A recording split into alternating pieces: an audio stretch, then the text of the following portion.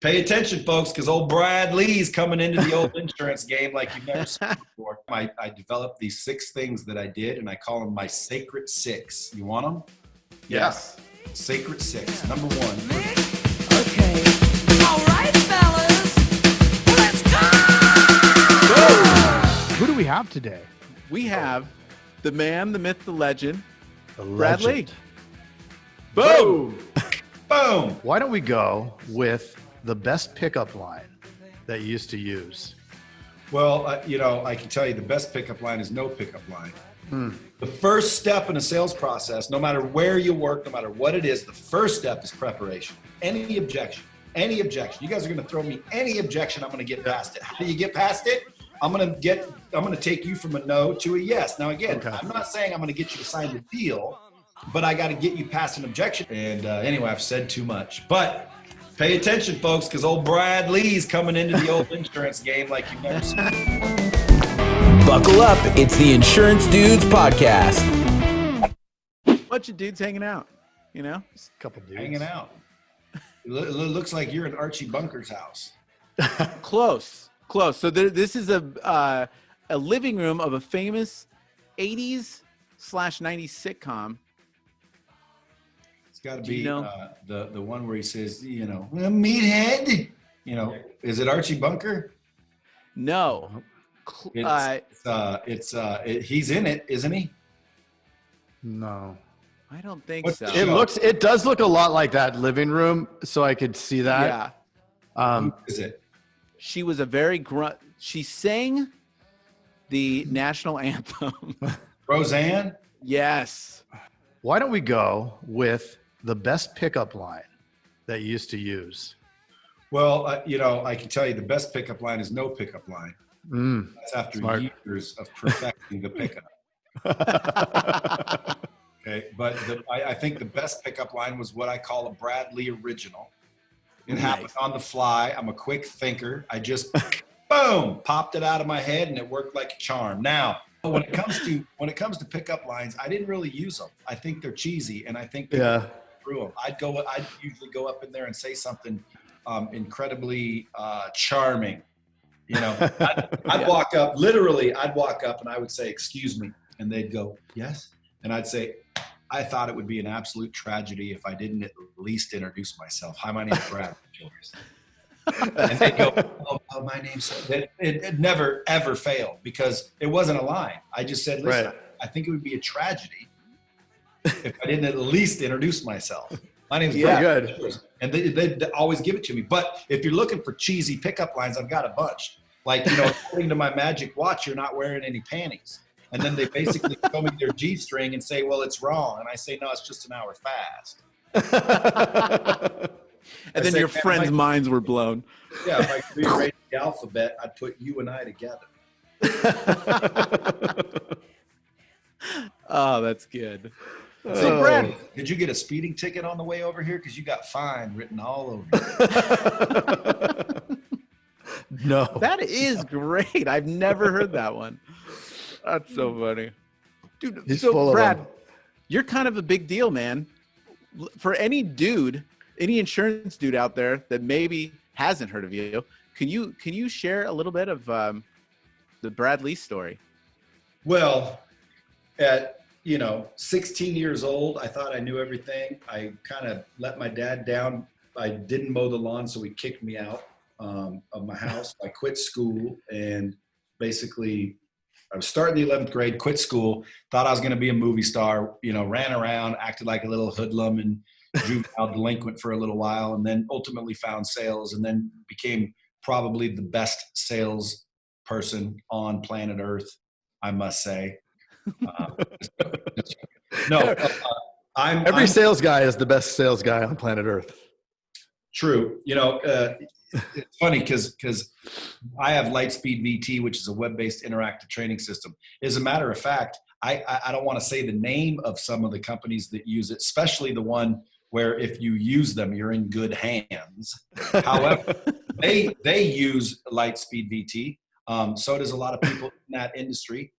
So you might be using my software and you might not even know that that's me. So I am a CEO and founder of a company called Lightspeed VT, which is a web-based interactive training technology that I developed on accident, which has now made me 8 figures a year or about to be 9. And that kind of put me in the spotlight because I started helping people like Grant Cardone and Tony Robbins and Zig Ziglar and Tom Hopkins and Brian Tracy and John Maxwell, and then brands like UFC and World Series of Poker and Top Chef. So all of this limelight that was going out there, they kept saying, who's that guy? Who's that guy? And so then they started handing me the microphone. And then when they started hearing me, they're like, damn, dude, that dude's kind of funny. So at the end of the day, I just started getting followers. And then people were asking me questions, so I just give them my answers. And I like to keep things simple. Like sales is not hard. I can teach people how to get past any objection. And I can teach people how to make a lot of money. In sales, whether it's insurance, homes, RVs, artwork, it doesn't matter. And you can use those techniques ultimately to get your way in life.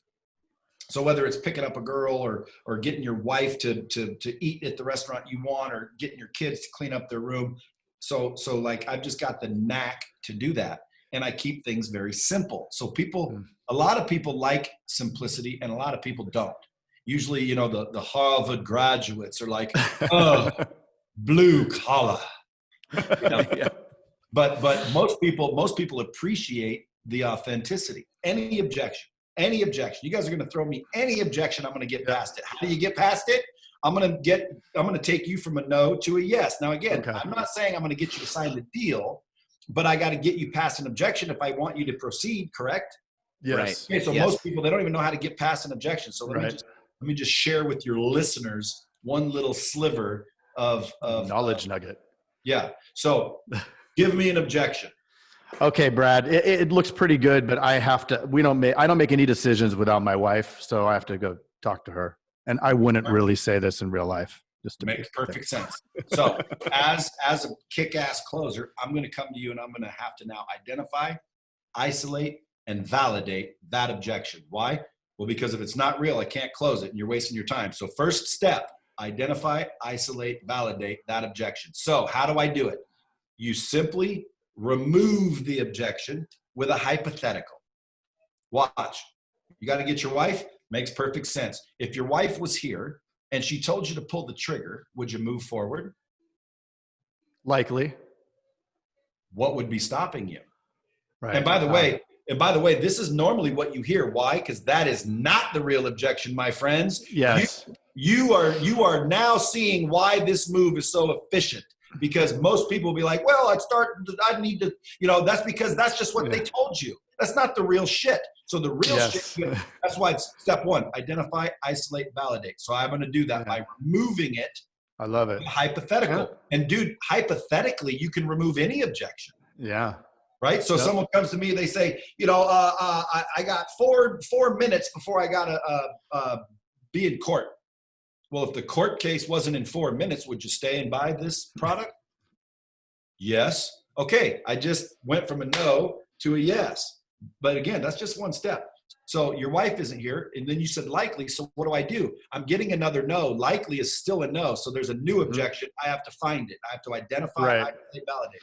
So in that case, why, by the way, I like to teach people, the thinking behind it, not word tracks, even though I do have word tracks, but if they can figure out the why, then they can use their own words and it's more natural. So I'm just talking about the why, but what I need to figure out when you said likely is, well, what is that? So I got to say, why? What is stopping you? What else would be stopping you? Well, I think it seems like it'd be a lot of work to change with my current carrier, and it's really not that much difference. So I'm not sure that we would do it. Listen, that makes perfect sense. A lot of my customers in the past have said the same thing. However, let me ask you a question. If it was no work whatsoever to change carriers, would you pull the trigger? Yeah, of course. See, I just went from a no to a yes. How did I do it? I identified and isolated the objection, because the real objection was the pain in your ass that they assumed was going to be. It was not what you said first. You didn't need your wife. Nope. Okay. So now I've identified and isolated. And now when you said, yes, I would, okay, good. We're moving along again. So now what I got to do, step 2, is solve that. So again, if you don't understand this, you're crazy, but every deal is not closable.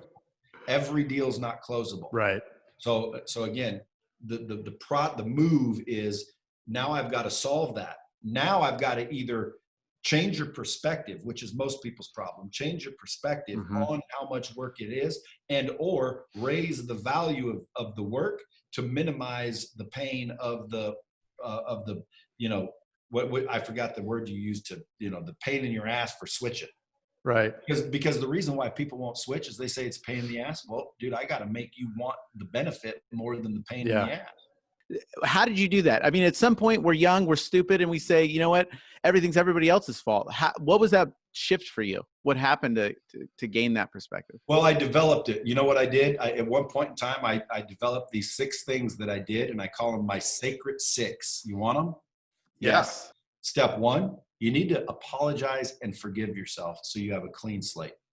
People say, what have I done to myself? Dude, you've been lying to yourself for years. You've been procrastinating. You've been screwing people. You've been doing all kinds of shit. And consciously, you've rationalized. Consciously, you're like, well, that's okay. I've worked hard. Whatever your bullshit excuse is, you've rationalized everything you've ever done so you don't feel bad about yourself. But that's consciously. Subconsciously, it ain't listening to that shit. It thinks it doesn't think you're worth success. It thinks you're not worth trust. So guess what? You don't trust yourself. You don't like yourself, and you're not even aware of it. So step 1, you have to apologize and forgive yourself and wipe the slate clean. Step 2, you need to commit. Okay? Commit to do what you say you're going to do. And most people get anxious. You know why they get anxious? Because they don't trust themselves. They already know, even with the thought of commitment, I'm going to screw myself. So that's because they don't trust themselves, and you don't trust yourself because you've never done this. So at the end of the day, you need to commit. It's just a choice. Commit to do what you say you're going to do. Don't be anxious, because you get to decide what you agree to. So just stop agreeing to so much shit. If you agree to do something, do it. End of story. You're committing to do what you say you will, period. Okay. Step 3, set 10 small goals every day. Why? Because you want to stack up some wins. Step 4 is to block out that negativity. Step 5 is to visualize, and you have to get clear on what success looks like to you. And you have to get clear on what it is you're saying to yourself. I'm tired of being broke. Don't say that. Okay. You want to visualize something that you want. You want to visualize the house that you want. You want to visualize the car, the relationship that you want. It has to be down to the gnat's ass, almost as if you live there now. You're living there now. You visualize. Then step 6, I just mentioned it in the $1 Million Morning, is you have to seek new information, because if you want to change what you're getting, you have to change what you're doing. And the only way to do that is to change your behavior and your belief system. So you seek new information. Those were the sacred 6. If everybody knocks those out and implements that and literally does it on a regular basis, they start to actually repair the relationship they have with themselves. And that's really the cause of most people's problem, is they don't like themselves. They don't think they deserve anything. They don't think they deserve respect. They don't deserve money. They don't deserve happiness. They don't deserve love. They don't deserve these things. And they're not even aware that they think that, because the relationship with themselves is broken. And they're not even aware of it, which is the scary part. So when I say in this new world, relationships are the new currency, that's a new economy. Step 1, fix the relationship you have with yourself, because when you really want to go make more money, if people are like, dude, come on, man, let's talk about sales and making money. Okay. I say to people, listen, if you want more, do more. Huh? There's some rocket science. Yeah. You want more, do more. People say, what do you mean? I go, tell me what you made last month. They say, I made $10,000. And you want to make more? Hell yeah, I want to make 20. Okay, tell me what you did. What do you mean? Well, how many people did you talk to? I don't know. I talked about 400 people. I don't know. It's like, you don't know? If you're not counting how many people you talk to, you're an idiot. Okay, count how many people you're talking to so you can start to get some optics. So at the end of the day, how many people did you talk to? Okay, I talked to 1,000 people. And you made $10,000? Yes. I'll bet you anything, talk to 2,000 and you'll make double. And they're like, whoa, come on. I didn't say it was difficult, bitch. And then all of a sudden they're like, okay, well, what happens when I don't have any more time? And then I say again, dude, you got to shift your perspective. First of all, how many times have we heard we all have 24 hours in a day? Dude, that's not true, man. I personally have 824 hours. I do, because I have 100 employees that give me 8 hours each, plus my 24. So I have 824 hours each day. And if I want more time in the day, I just hire more people. Most people won't do that. You know what they say? I can't afford to hire anybody. You can't afford to hire anybody because you haven't hired anybody, dumbass. So at the end of the day, what do we have to do? We have to do more, get better, and scale. So if we want more, do more, get better, and scale. So now watch. Just you guys, whoever's listening to this, you got to pay attention. Don't sit there and doubt so much. Just listen. Okay? If you talk to a To be continue. Dun dun dun. Hey, you've got to check out the Insurance Dudes Inner Circle coming soon, where you get extended interviews as well as live coffee talks in our private Facebook group. Join the mailing list today at theinsurancedudespodcast.com. Hey, thanks for checking out the Insurance Dudes. Hey, please subscribe. We got some really great stuff coming out.